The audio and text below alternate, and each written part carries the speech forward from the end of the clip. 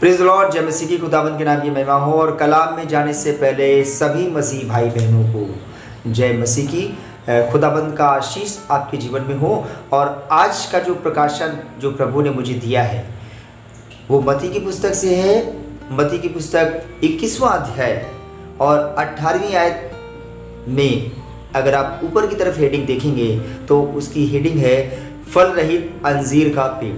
मत्ती की पुस्तक 21वां अध्याय 18वीं और 19वीं आयत फल रहित अंजीर का पेड़।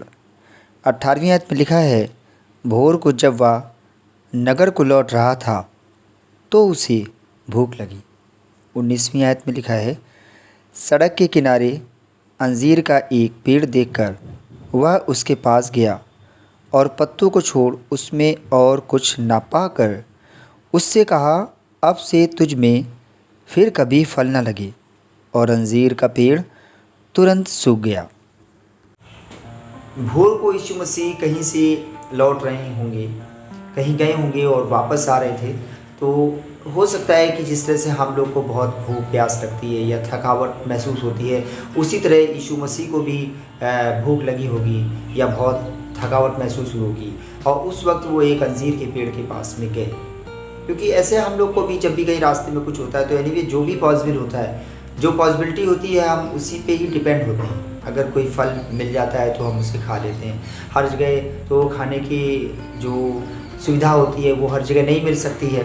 तो यीशु मसीह के साथ में भी ऐसे ही हुआ होगा। वो जब लौट रहे थे तो उन्हें एक अंजीर का फल दिखा, तो वो अपने चेलों के साथ उसके पास में गए, इस उम्मीद के साथ कि मुझे इस पेड़ से कुछ फल खाने को मिले।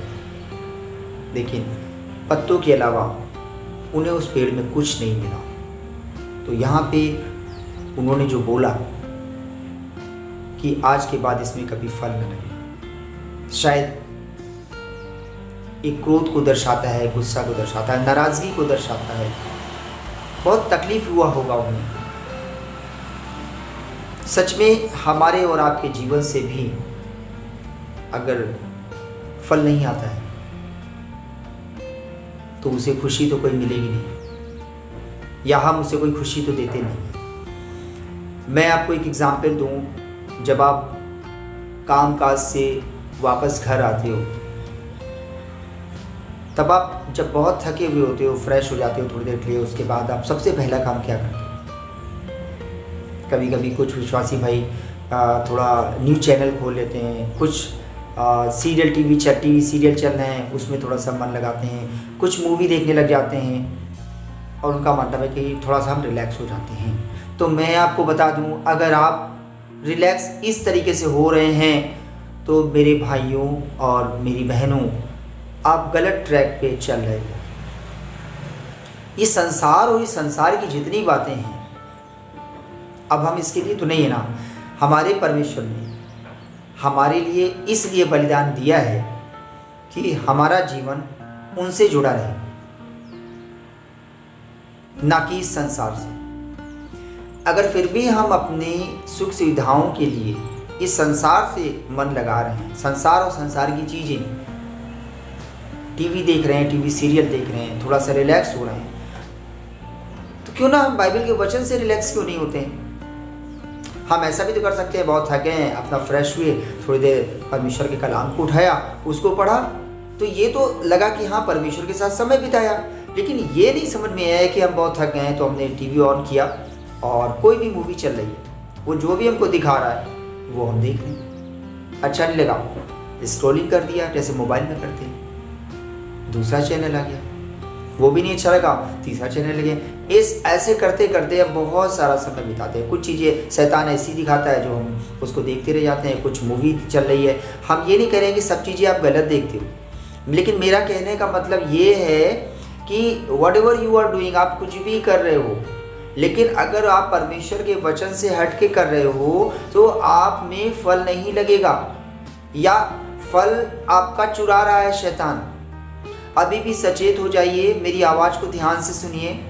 आप अगर मनोरंजन, टीवी आपका मनोरंजन है तो प्लीज़ बी केयरफुल, सावधान हो जाइए, अपना मन परमेश्वर के कलाम में लगाइए। आपको इसकी ज़रूरत है। देखिए, जो शैतान के लोग होते हैं, अगर वो वैसा कर रहे हैं तो शैतान को इससे कोई तकलीफ नहीं होती। लेकिन अगर आप परमेश्वर के लोग हो करके शैतानी कामों को करने लग जाते हैं ना, तो पहले तो वो कुछ नहीं बोलता है। इसलिए नहीं बोलता है क्योंकि उसे पता है कि ठीक है, ये तो मेरे रास्ते पे चल रहा है, इसको बोल के क्या करेंगे, वैसे भी परमेश्वर के आशीषों से तो चला ही गया ना।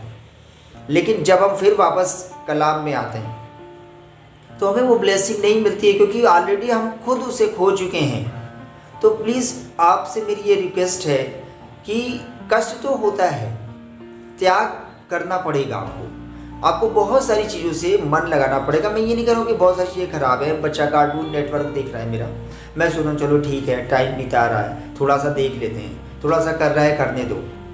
तो मेरा बच्चा बाइबल पढ़ के क्यों नहीं समय बिता रहा है, वो उस परमेश्वर के कलाम में समय क्यों नहीं बिता रहा है, उसे कार्टून क्यों अच्छा लग रहा है? वो इसलिए अच्छा लग रहा है क्योंकि उसने कार्टून को देख देख के इतना इंटरेस्ट पैदा कर लिया है, या शैतान ने उसके अंदर इतना इंटरेस्ट भर दिया है कि वो बाइबल क्यों पढ़ेगा।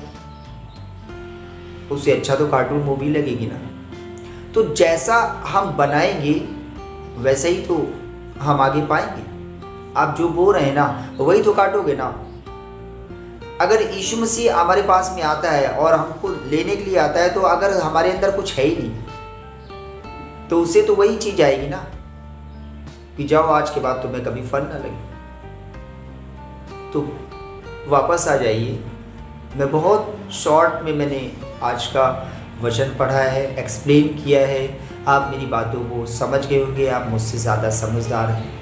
मैं भी बहुत सारी गलतियां कभी कभी करता हूँ, मैं भी थक के आता हूँ, तो कभी कभी मैंने देखा इस चीज़ को, लेकिन मेरी आत्मा शोकित हुई। मैं देख रहा था, मैं भी टीवी ऑन कर देता हूँ, लेकिन फिर मैंने देखा कि मुझे लग रहा है कि मेरा ट्रैक गलत हो रहा है। मैं ऐसा क्यों नहीं करता हूँ कि मैं बाइबल पढ़ूँगा कि क्या परमेश्वर मुझे शांति नहीं देगा? परमेश्वर ने कहा है ना, उसमें यीशु मसीह ने कहा कि मैं तुझे ऐसी शांति देता हूँ जैसे ही संसार नहीं दे सकता। जो शांति हम संसार से ढूंढ रहे हैं ना, वो शांति नहीं है, दिखावा है, झूठ है, छल है। वापस आ जाइए, परमेश्वर के कलाम में मन लगाइए, अपने आप को सुरक्षित रखिए, अपने परिवार को बचाइए। जय मसीह।